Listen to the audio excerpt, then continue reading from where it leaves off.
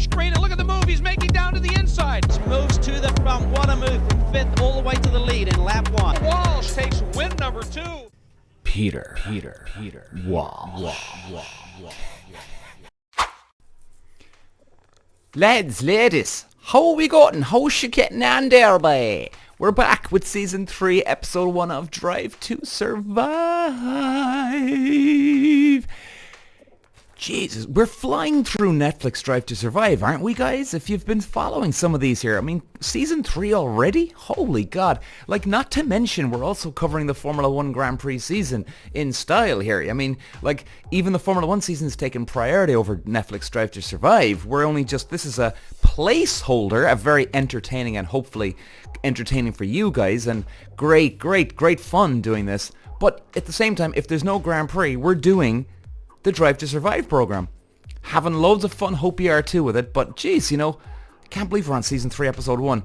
Now guys, like I was saying, this is fun, and you know what? I really enjoyed this one. If I had to sum this episode up, Season 3, Episode 1, baby, it is the sharks are in the water. And you're about to see in a moment when it comes to Racing Point and everybody bitching and moaning and protesting their car because it's quick at pre-season testing. We're going to get to all that in just a moment. So here we go, guys. We start off the episode. And it was a nice, cool episode. I thought it was a bit of banter now the lads were having, the Formula 1 teams and the team bosses and the drivers now.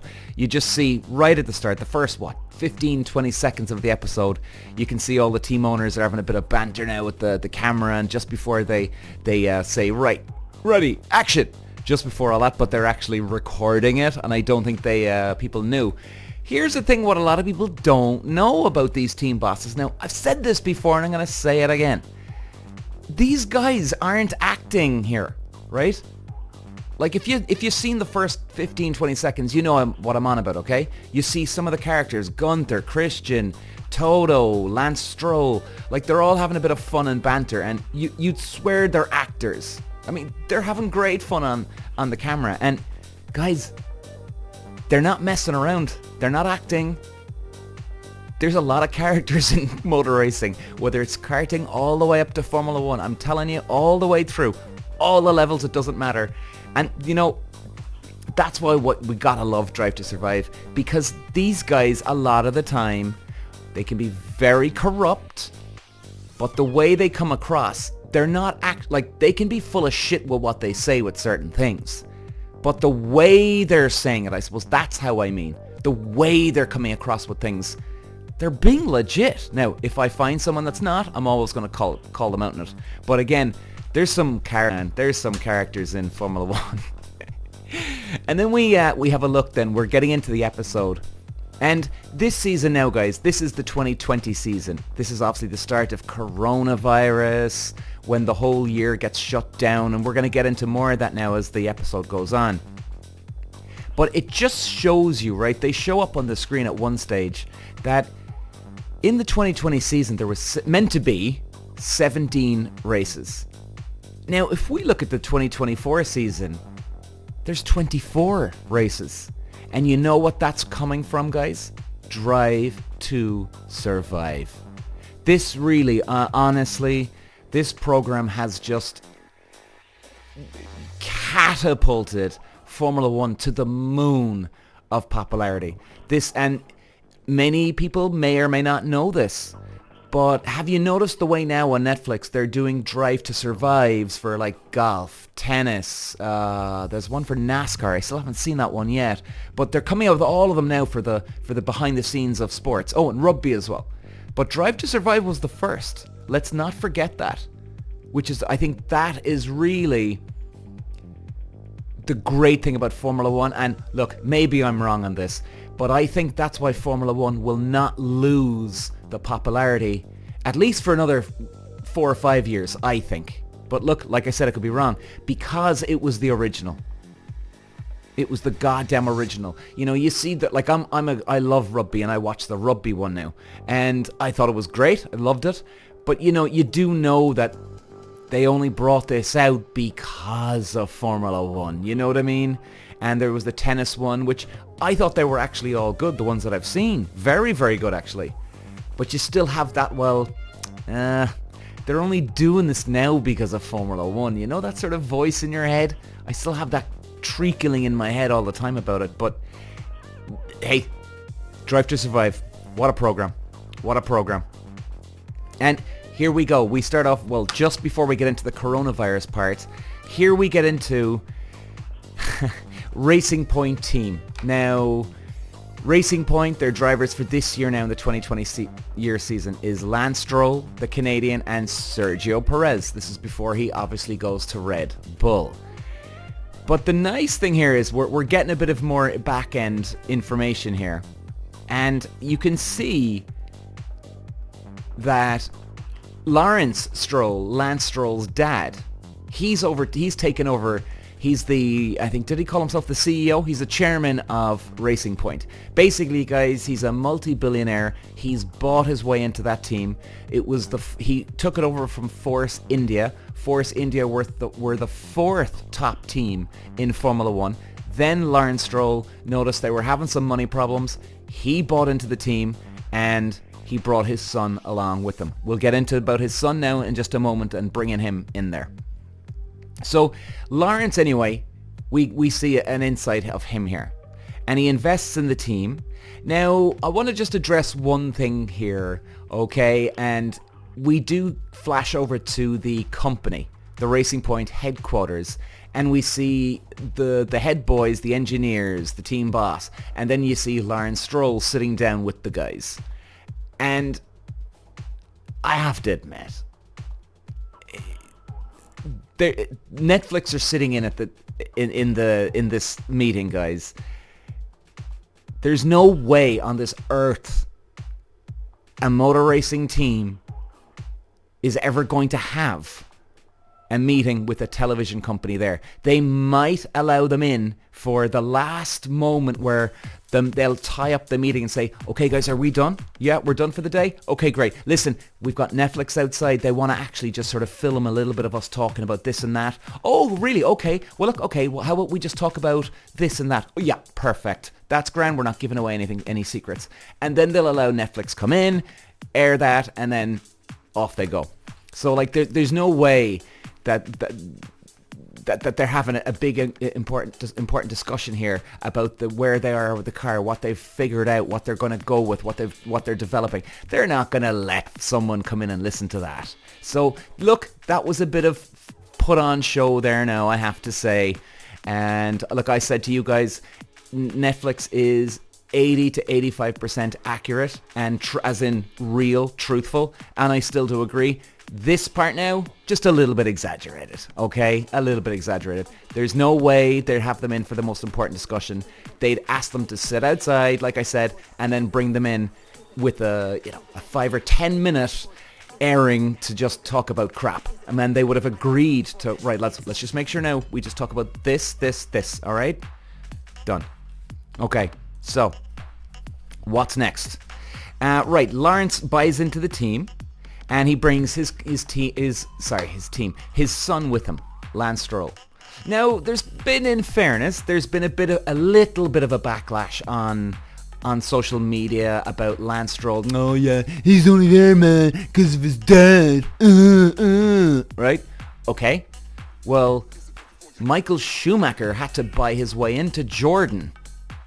He had to buy his way into Jordan, and Michael Schumacher is one of the greatest of all time. Let's see, who else do we have? We have Nikita Mazepin at Haas, Mick Schumacher, Michael Schumacher's kid. These guys had to buy their way in to Formula 1. There has been an insane amount of drivers. I can't even think, hopefully I think of somebody else there now, but this hasn't happened just now. This happens all throughout racing where drivers have to buy their way in. And you know something? Even I'm an ex-racing driver. I don't blame Lawrence Stroll bringing in his son for 1 second. Of course you're going to bring in your son. And who wouldn't?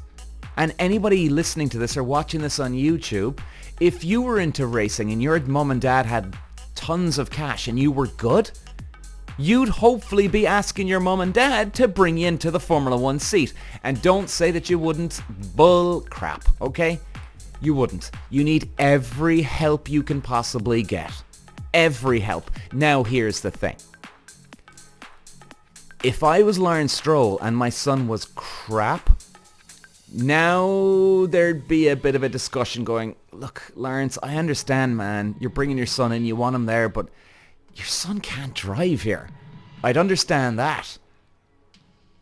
But Lance Stroll is really, really good. I really rate the guy. I think he deserves his seat there. Now, will he ever get out of his dad's wing, I suppose you could call it, whatever it is, right?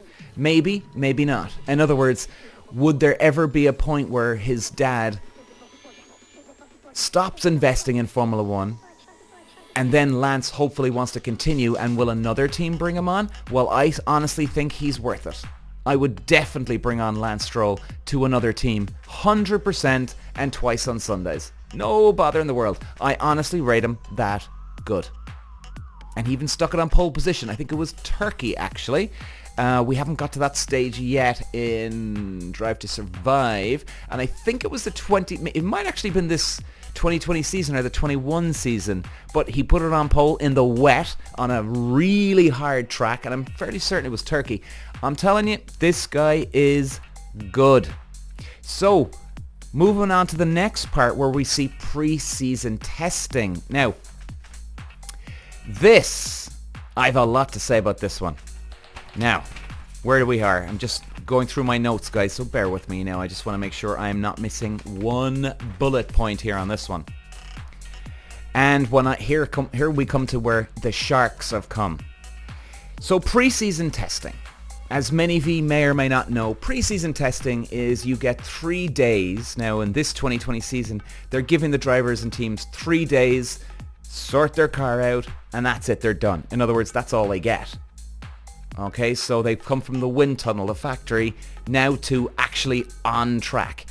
Now you get to see how good or bad your car is. Again, you can still be working on things, so you mightn't be completely up to speed until you get to round 1, but it definitely gives you a good idea where you're going. And you wouldn't be comparing it to the other teams because, again, you don't know what the other teams are up to. But again, for you and your car and your team alone, it gives you a good idea. So they've got their 3 days. Now all of a sudden there's controversy in the pit lane. Racing Point finished the 3 days at the top of the table. They're fastest. Now, this is a team that were never winning. They came from 4th position in the last year's season, and now all of a sudden they're fastest? And everybody's eyebrows perked up. Now you see, the thing is, I think why their eyes perked up is because these guys were nowhere. So why are they somewhere now all of a sudden? Even though it's not the biggest surprise in the world. It's not, because you can have someone like a Lawrence Stroll comes in, a businessman who thinks outside the box, just like Toto Wolff, even though Toto Wolff had Niki Lauda helping him along the way, but still, Toto Wolff was a finance guy. Now he had Lawrence Stroll come in. He still had people who worked in Formula 1 for a long time, and motor racing in general for a long time. So he didn't just bring in a bunch of newbies, Lawrence Stroll here. He had people there already. And what if they did find something? Okay? But let's just keep going. So now all of a sudden we see, and we flash over to all the teams bitching and moaning in the pit lane that, oh, there's something up with that car, guys. There's something up, and ooh, that car, it looks very similar to a car. And then we've even Will Buxton coming on the episode saying that too. Now, there's a couple of things. They're fastest at the pre-season testing. Now they all start to complain. And then number 2, they're saying it's similar to the Mercedes car. So it must be, or it should be illegal. Well, first of all, that's complete horse crap. Will Buxton saying, well, oh, you can't have a certain design just like another team's. Well, hang on a second there, buddy. Maybe that's true, maybe that's not. But you know something? The Formula One cars these days, guys, have come from a place of history. In other words, people started off with a front wing and a back wing on a racing car. Guess what? Other people copied it. People came along with these side pods or these new floor underneaths. Guess what? Other people copied it. And now it does look like, and in fact Otmar has even said this, that the team principal here at Racing Point, he says that they did use a similar design like the Mercedes car last year. He even said it out loud. Now, is it original? No, it's not. It's not. Now, the thing is, if every single Formula One car was 100% original and zero ideas or designs came from other cars through previous years, now I'd be saying, yeah, you know what? They're all dead right to bitch and moan and fucking get this car under investigation. Because then, let's say again, and this doesn't work, this doesn't happen, but let's say they were the first ever Formula One team to copy a design and use it for the next year. This happens all the time. It's just a matter of what. Now, it looks like, yeah, they had the sort of the back bodywork towards the back wing was quite similar. Definitely the front wing was similar. They had three single sections of each of the front wing, if you get me. There was a bottom part of the wing, then there was a middle section, then there was a top section. So then they were all kind of split. So that was similar enough. But what the thing is, it's also crap because they don't know what's underneath the bodywork of the car. They have no idea. So you can't say that the whole car is completely similar to the Mercedes of last year. The front wing and a bit of the back, it definitely did look similar. Okay, so that total garbage talk they're talking here. Because they've all done it to a degree here and there, and we still don't know what's under the bodywork. Now, what else do we have to say? Number 4. Even if they copied 100% of the Mercedes bodywork from last year, they still have to get the car balanced with those new features on the car. Okay? I mean, it would be like saying, like, this is a bit of a weird example, guys, all right? But give me a bit of rope here on this one, and you'll see, like, but I want to go an extreme comparison to kind of give you the idea of like, oh, right, all right, okay, I see what you mean. So in other words, imagine you've got a Ferrari road car and a Fiat road car, okay? Bottom of the list car versus mega super sports car Ferrari. Now imagine you took off the bodywork and put it on a Fiat. Well, first of all, it's probably not going to fit, but even if you did, that doesn't mean it's going to go faster. In fact, it might completely be too heavy or too light for the rest of the car, and the weight and the balance transfer from front to back, left to right, and the whole car in general. So, do you get what I'm saying? Now that's a big comparison. Or let's say you put on Ferrari tires onto the Fiat. Well, the car mightn't balance properly. The tires might be too bloody big for the Fiat car. But oh no, it's got the same ones as Ferrari. Do you get where I'm coming from? You know? Like if you're a 6'5" man versus a 5'0" man and you give him the same race sneakers or runners, right, to go running in, well, yeah, the 6'5" guy's the Olympic record, but hang on a second, you're giving it to the 5'0" guy? Can he fit into them properly? Are you sure? Doesn't mean he's going to win outright. Now, okay, Racing Point are quickest in Barcelona, but it doesn't mean they're actually quickest at all tracks because you still have got to get the balance right for every type of track.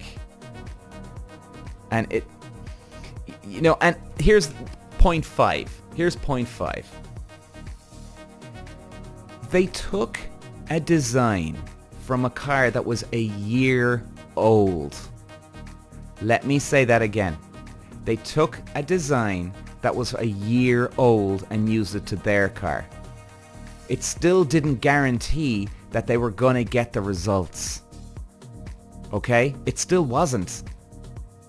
I mean, if anything, you'd be looking for next year's car design to steal off. Do you know what I mean? So in other words, this is the year 2020 that we're looking at here in Drive to Survive. But imagine this scenario. In 2019, let's say September, October time in 2019, one of these Racing Point guys got a glimpse. He was acting James Bond super spy, broke into the headquarters of Mercedes, and took photos, videos of their wings, the front and back wings, and no one was around, right? Literally, they got in and broke in, got it all, and got out without anybody noticing them. And they were taking the designs for the 2020 season now, the year coming season. Now you'd be saying, oh, hey, hang on a second. But they're still basing it off a car that's a year old. That was still a risk for them. Now, clearly it worked. And obviously wind tunnel would show you a bit. But what if they found some other design? Do you know what I mean? What if they found some other design? It still didn't guarantee victory, still didn't guarantee everything. And, okay, before we carry on and we're about to close off the episode, the thing you got to remember here, guys, no, I am not in agreement here with Racing Point that they should have copied the designs. Absolutely not. You know, come up with your own one, buddy. But the fact people do this in racing all the time. It doesn't matter what level you're at. People copy and use ideas that they found somewhere else, and Formula One is no different than any other motorsport. In fact, if anything, they do it more in Formula One because they've got the money to regenerate these new features or old features like they manufactured with Racing Point for this season we're talking about here. So I honestly, genuinely don't see the big deal. And you know what? Stop your bitching and moaning and stop pissing around, complaining. Why don't you just get on with your own bloody car, work on your own car, focus on your own car this year, and get on with winning instead of bitching and moaning. Like, guys, Formula One does have a lot of this, you know, and this is another ugly part of the Formula One. And you know what, in general, just motor racing in general. And, you know, I'm not here to knock it, you know, because, hey, guys, I love doing these podcasts on Formula One and motor racing. Do you know what I mean? That's why I love doing this, because I have a huge love for it. This is just the ugly side, like anything else, like any business that you or your girlfriend or husband, wife, boyfriend work in, any other sport, there's an ugly side. And this is the part of it that there's so many protests, so many complaints. Anybody gets an advantage over someone else, they bring it straight to court. They're bringing it to the FIA in Formula One, complaining, moaning. Every car's under investigation every bloody second weekend or even every weekend, you know, and they get so caught up in it, all of them, that they just forget that they should just forget about it and just move on. And do you know what? Just suck it up. Come up with something better, guys. Come up with something better. You know? And let's not forget, this is at the start of the season. This is pre-season testing. They're all losing their minds.